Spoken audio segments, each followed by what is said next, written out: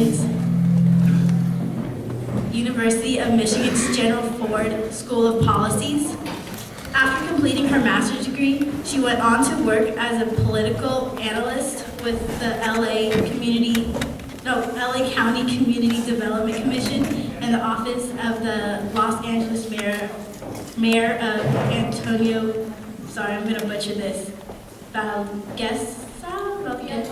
Villagrosa, sorry. She also went on to earn her PhD and master's from UCLA Anderson School of Management. She was the first Latina in the School of History. She is now serving as a business school professor at La Jolla Marymount University. So please give a round for Angélica Gutiérrez.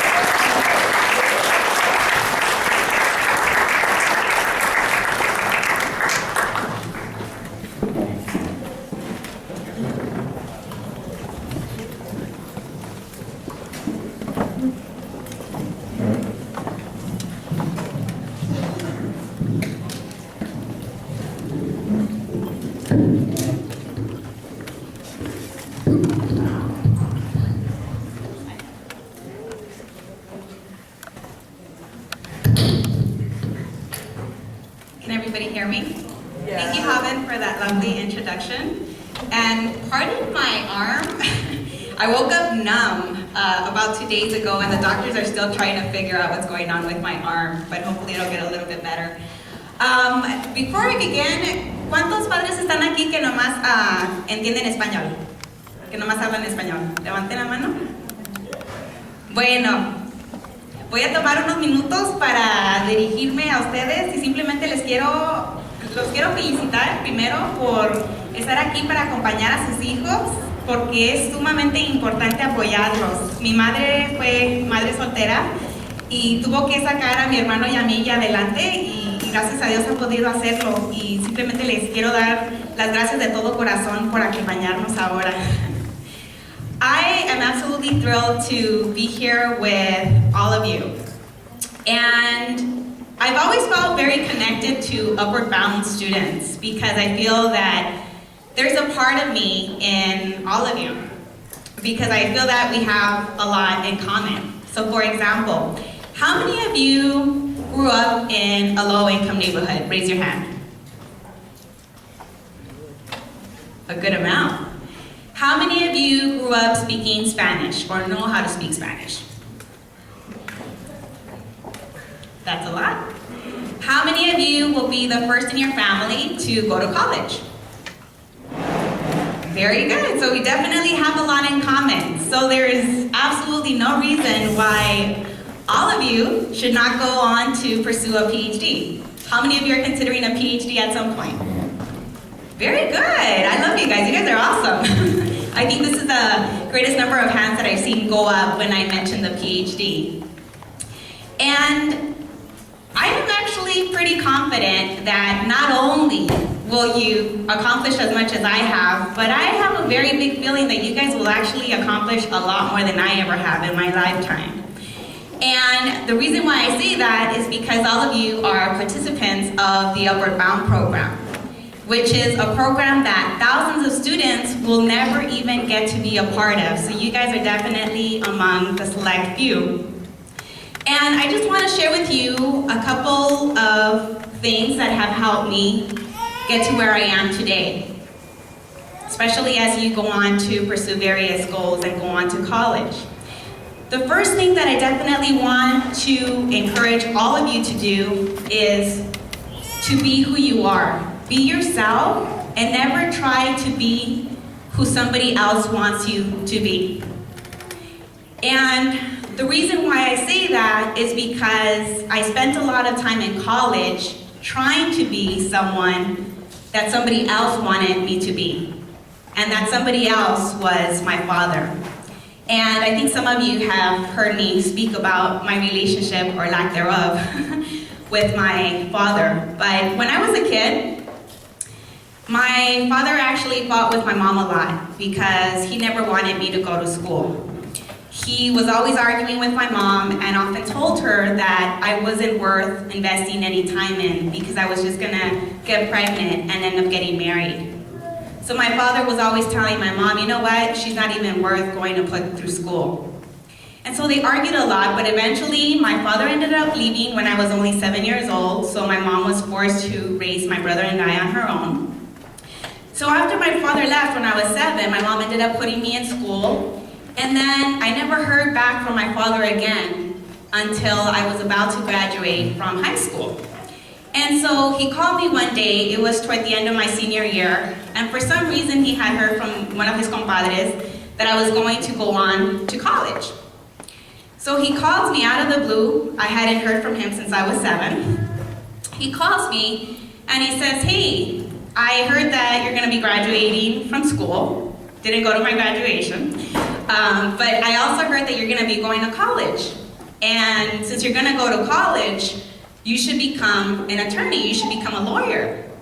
And I always thought that was interesting as I was hearing him tell me that I should be a lawyer because this was the man that never even wanted me to go to school in the first place. So I listened to him and I decided, he's right, I should go to college and become an attorney. Because even though we didn't have a relationship, I desperately wanted to get my father's approval. I wanted to become someone that he could be proud of. And in my father's eyes, I could only be someone that he could be proud of if I became an attorney. So when I got to college, I decided to major in political science. And I decided that after I graduated from UCLA that I would go on to law school. But when I was at UCLA and I was studying political science and I was also interning in a local law firm, I realized that that was not going to be the right career for me because I was very miserable.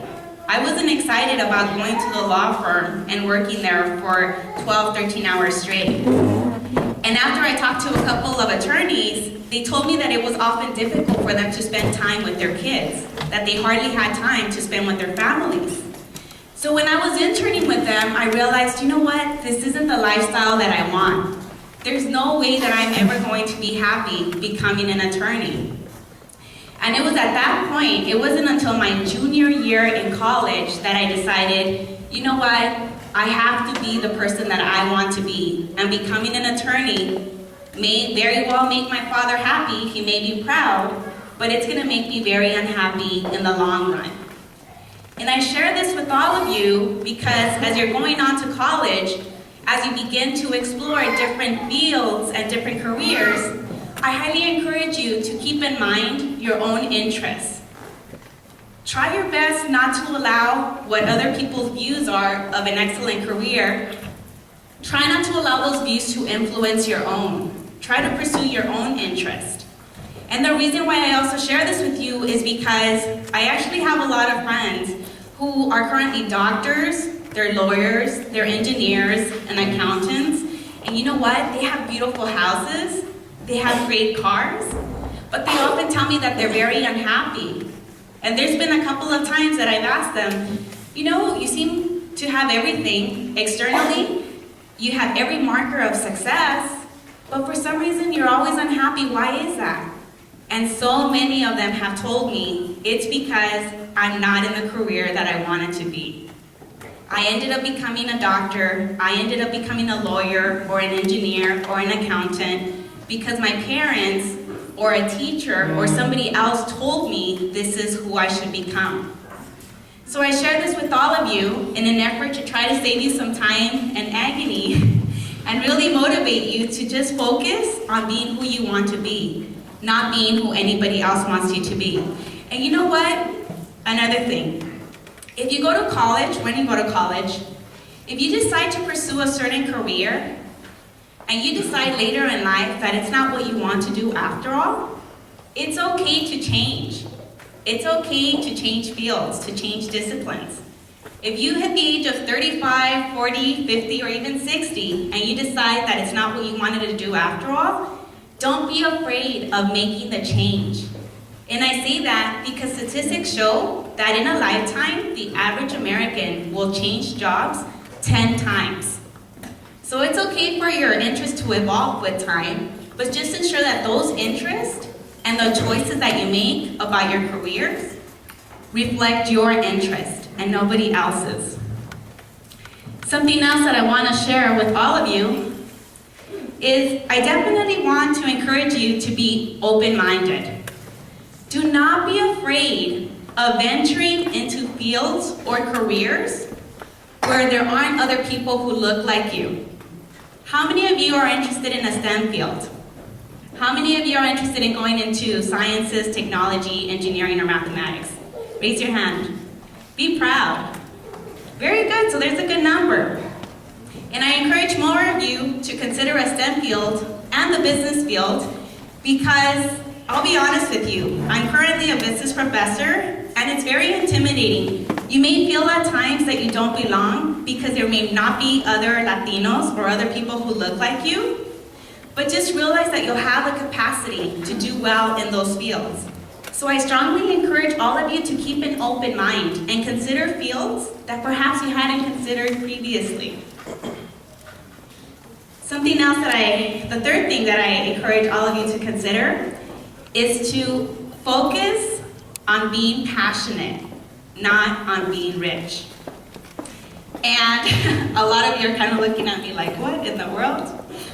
And I know it may sound strange to hear that, to focus on being passionate, not on being rich. And the reason why I say that is because I have met a lot of people who pursue certain careers based on what they believe will be the earning potential of that field. A lot of people think that by becoming rich, we'll become happy. But in reality, that is not the case. And I'll be honest with you, a lot of people used to tell me that when I was growing up. I used to hear people say on television, or even keynote speakers, I used to hear them say, being rich is not gonna make you happy. And the first thing that used to come to my mind was, yeah, right, what do they know? Here I am growing up poor. My family had a very hard time providing us with the basic necessities. So I often used to look at those people and say, it's easy for you to say that being rich does not make you happy because you have wealth, because you have money. But believe me, coming from somebody who grew up with having very little, I can also tell you how important it is to pursue a career that you're passionate about, not just pursuing a career that's going to bring you wealth. And the reason why I say that is because there are actually a lot of studies which find that having additional money doesn't necessarily make people more happy. There have been a lot of studies conducted, for example, on lottery winners. And what do those studies find? They find that people who become millionaires overnight, people who end up winning the lotto, become more happy 6 months after they win.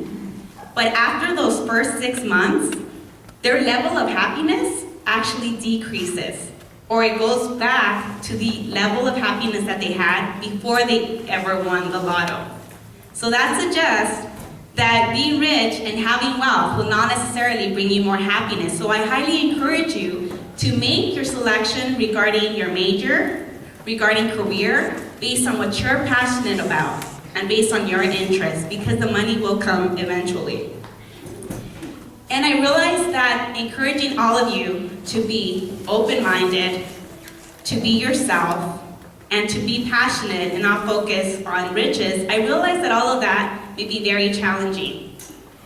I realize that it'll be very, very difficult for some of us to achieve the goals that we aspire. But I'm here to tell you that you will make it. You will achieve all of your objectives. And I say that because I was able to. And how many of you are ready to go to college? How many of you will be going to college? Very good, congratulations. So those of you that are about to start college, I'm here to tell you that it's gonna be a very challenging path. And the reason why I say that is because I really wish that somebody would have told me it was gonna be difficult. I wish somebody would have told me, Angélica, when you get to college, you're gonna feel lonely. You're gonna feel like you don't belong because there aren't other African Americans, there aren't other Latinos there. You're gonna feel like it's not the place for you to be. I wish someone would have told me, Angélica, you're gonna feel homesick because it's gonna be the first time you're away from home, but you're gonna make it. I wish somebody would have told me, Angélica, you're gonna feel guilty leaving your family, but don't look at college as an opportunity for you to leave. Look at college as an opportunity for you to not only improve your life, but also help improve your family's life. I wish somebody would have told me all of these things so that at least I would have been mentally prepared. And that's why I'm sharing with all of you that when you're having these fears, when you're having these doubts and uncertainties, just know in your heart that you will make it. Because I was able to, and people who look like you were also able to make it, and they graduated and have become very successful. And we also have a lot of real-world examples of people who were able to persevere in the face of adversity and manage to succeed. We have a lot of examples. One example is J.K. Rowling. How many of you know J.K. Rowling? Okay, pop quiz. Who's J.K. Rowling? Author of Harry Potter. Did you guys know that when she first wrote the paper, she was so poor that she couldn't afford to purchase a computer? She wrote the first paper, the first manuscript for Harry Potter on one of those old computers. And she was going through severe depression. She had a hard time simply getting up from her bed. And she was struggling with a very bitter divorce. She was also struggling to raise a child on her own. And there were days that she didn't feel like she was going to be able to make it. And did you know that when she first finished that manuscript of Harry Potter, she went to 13 different publishers. And all of these publishers told her, no, it's not an interesting paper. It's not going to be an interesting book. The 14th publisher, Bloomsbury, decided to take a chance on her and told her, you know what, we'll go ahead and publish this paper, we'll go ahead and publish this book of Harry Potter, but don't continue writing books about Harry Potter because they're not going to be successful. Children's books don't have a market. And what ended up happening? She's been very successful, right? Because she was able to persevere. Another person who also had his share of challenges was Steven Spielberg. You guys all know Steven Spielberg, right? One of the biggest, most successful filmmakers of our times. Did you guys know that he was actually rejected twice from the most prestigious film school, which is USC? He was rejected twice, and he ended up going to Cal State Long Beach to study film. And he's been very, very successful. And as a result of that great success, USC even gave him an honorary degree from the film school. So that just comes to show how much all of us here, how much all of you can accomplish as long as you manage to persevere in the face of adversity. No matter how tough, how difficult college gets, because let me tell you, your journey is just about to begin. It's going to be extraordinarily difficult, but just push through it and you will get through it, I promise you that. Because at the end of the day, all of you that are here are the creators of your own destiny. You guys, everybody that's sitting here, are the future doctors, the future lawyers, the future engineers, the future astronauts, the future accountants, and yes, even the future presidents of the United States. But it's definitely up to you guys to make that a reality. Thank you so much, and good luck to all of you.